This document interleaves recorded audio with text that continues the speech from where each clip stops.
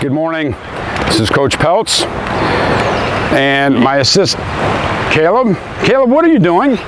Sit-ups. Why? We forgot them. Oh, I forgot. I'll tell you what, stand up. We're going to do that in a few minutes. Right. I totally forgot our sit-ups yesterday. We'll go over that. But I want to welcome you back to day 3. I want to review Monday and Tuesday. Monday, we talked about how much Jesus loved us, all right?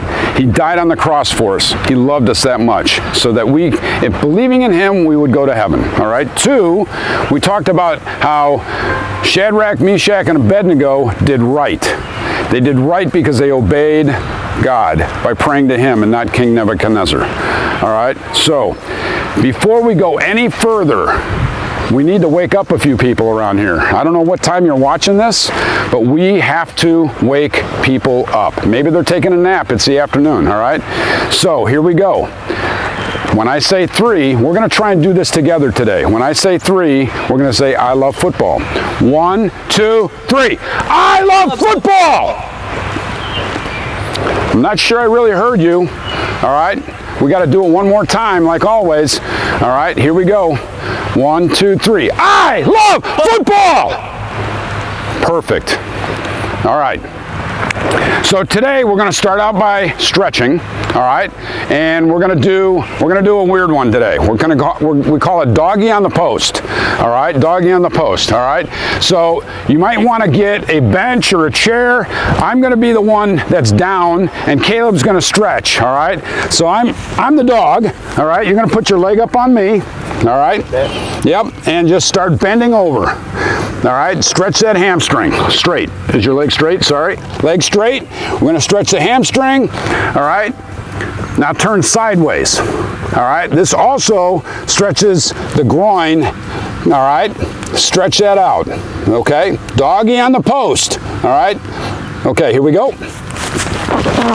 Maybe if you have a dog and you can get it to sit still, you can do it on the dog. I don't know. Second one. All right. I like these. We gotta get our trunks loose, all right? We're gonna do the trunk rotations, all right? Let's go to the right this time first, all right? Start low, all right, going around. Oh, feel the stretch and feel the cracks, all right? Do this again, 30 seconds, all right? We're gonna do it shorter, all right? Going left now. Beautiful. Way to work. All right, one more time. Good. Okay. All right, I want to go back over and do that Superman again. All right. So the idea of this is getting your arms and shoulders off the ground and your thighs, all right? So get these off the ground, the thighs. This is not easy, all right? Hold it for about 5 seconds. Perfect. All right. Okay. Okay, now we're going to go and we're going to bend down with our knee and we're going to get on our other knee and stretch forward. Again, stretching your groin area. All right. Get your thigh a little bit. Rock back and forth as you warm up. All right. And switch legs.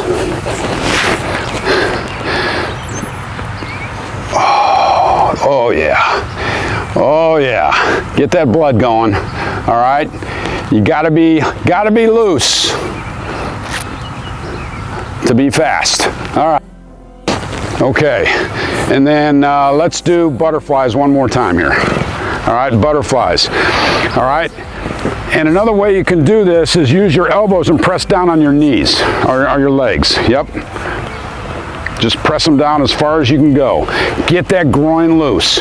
That's one muscle, again, that if that's hurting, you're not going to be able to run. You want to stay loose. Okay, what we forgot yesterday, we forgot sit-ups, all right? So the first day we did the standing long jump. You should be doing that every day because that's an explosion exercise, all right? Sit-ups All right, I want the knees bent. If you have to, you can stick your feet under something or have someone stand on your toes, hands behind your neck, your head. Actually, let's not do the hands behind the head. I don't want to wreck your neck. All right, so just come up. That's it. Perfect. Just using your body, just using your core. All stomach. All right. Great technique. Great technique. You don't want to move your neck forward. You want to keep your whole upper body straight as you're coming up and down. All right. Thanks, Caleb. All right. We're going to do one more. We're going to do one more, and that's core. All right. We're going to do core. So we're going to get down. All right. And we're going to get on our elbows. All right. And you're going to hold that. All right. Keeping your body straight. All right, on your toes, on your elbows. If you want to vary it up, you can go up on your hands, and then you can go back down. All right, up. That's getting your core. Your core has to be strong, because if that's strong, everything else works so much better. I want you to do sit-ups as many as you can in 1 minute, and I want you to hold core. Start the first day at 30 seconds, and then work up to a minute. I'm not gonna make it a competition, but I can tell you I can do 2.5 minutes. All right, see if you can beat that. 2.5 minute core. All right. Our skill today is throwing the football. All right, throwing the football. Again, football is the most important thing in the game. All right, most important thing. All right, throwing the football. Yeah, I'm not, okay, so we want, these threads are here for a reason. You put your fingers on it because when you throw it, you're going to spin the ball.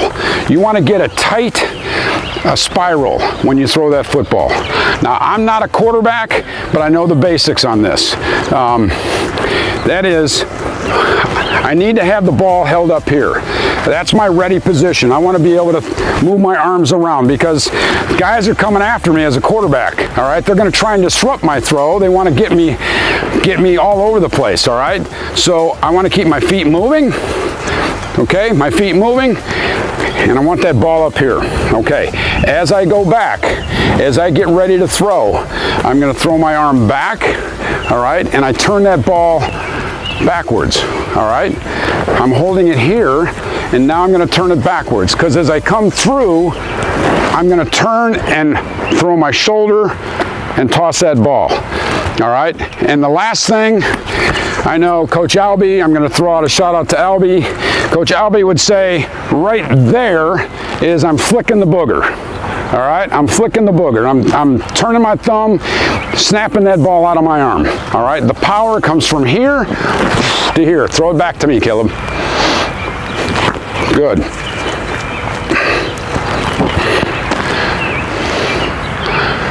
All right, one more thing that's very important. That is, if I'm throwing to Caleb, I'm not necessarily standing straight at him, you know, parallel to him like this. I'm more sideways because I want to bring the ball back here and throw it this way, all right?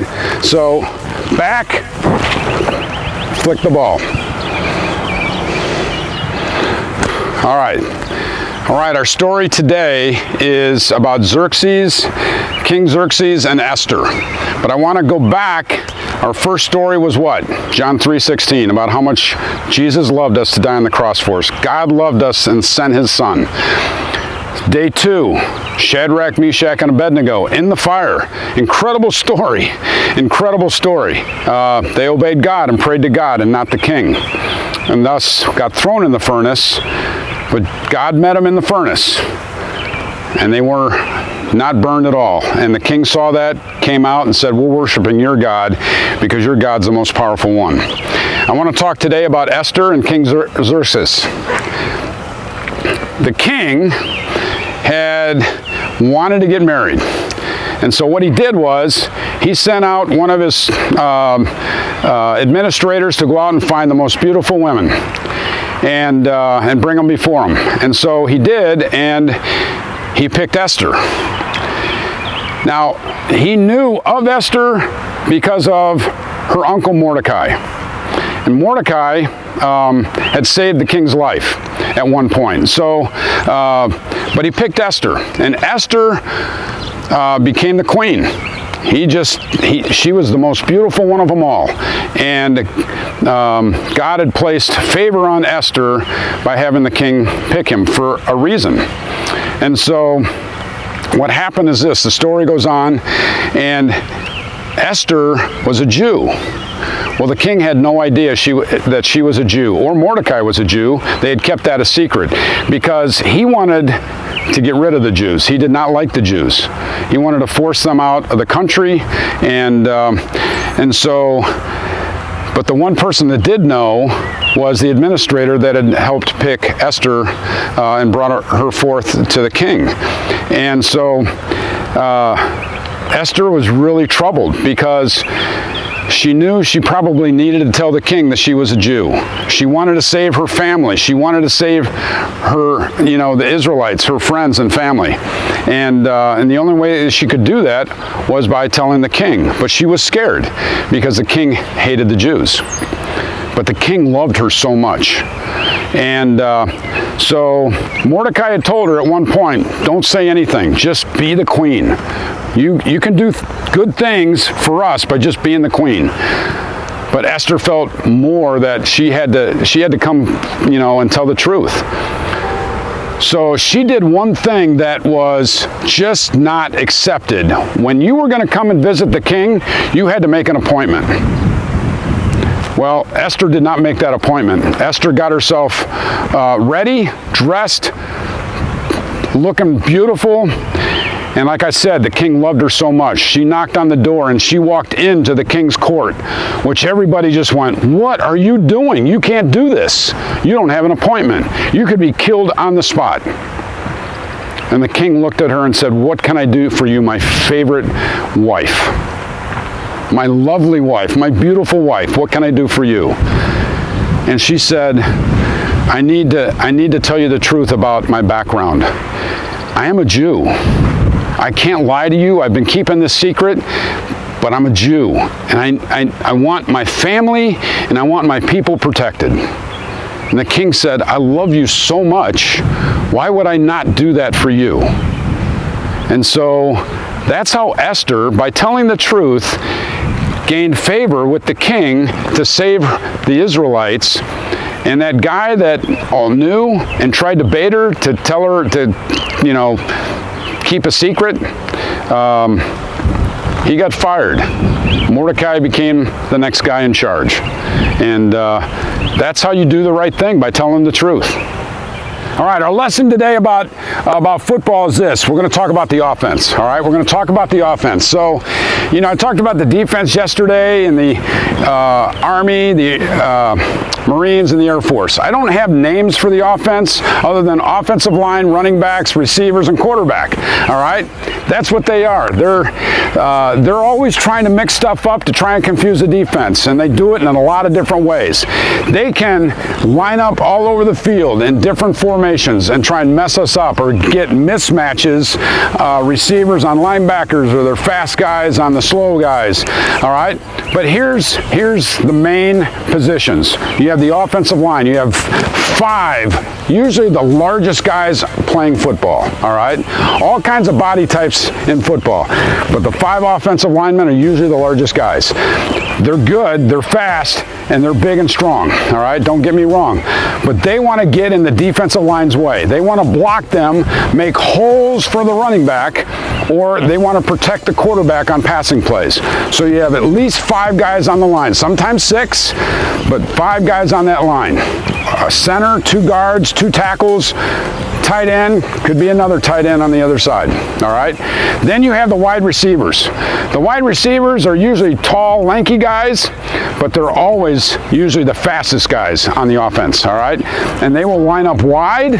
Tight ends are also receivers. They block and catch the ball. But the wide receivers, they are out wide in various formations. They could be in 3, they can be in 4s on one side. They can be even on either side, 2 and 2, all kinds of combinations. Then you have the running back. The running back is really the workhorse in a running game. quarterback hands him the ball, and he's going to run through that offensive line where they have blocked and made a hole for him. And he's just going to try and drive the defense as far back as he can to gain yards. Or they'll run a zone play to the outside.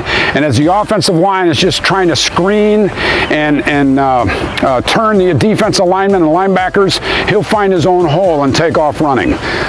And then you have the quarterback. All right, quarterback's a well-protected guy right now. All right, but he is actually the general. He's actually the one who runs the whole offense.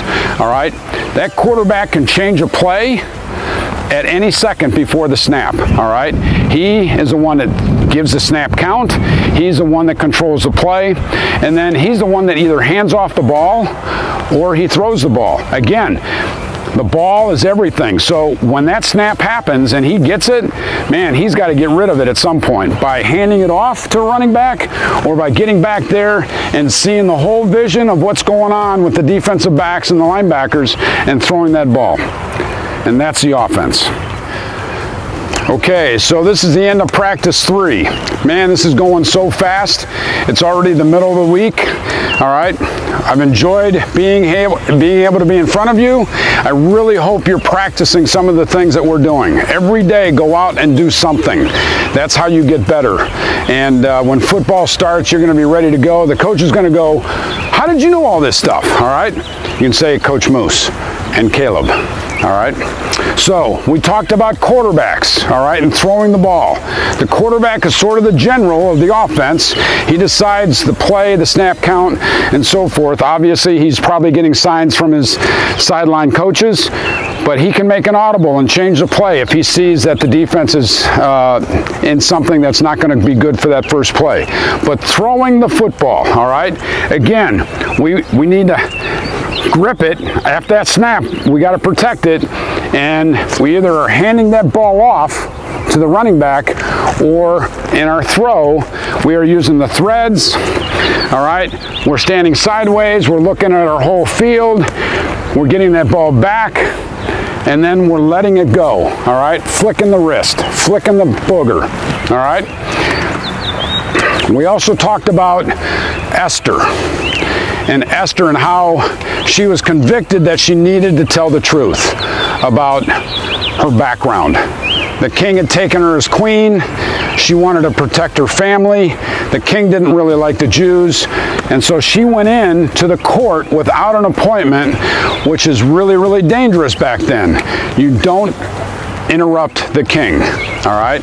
But the king loved her so much. She was so beautiful. She had his eyes.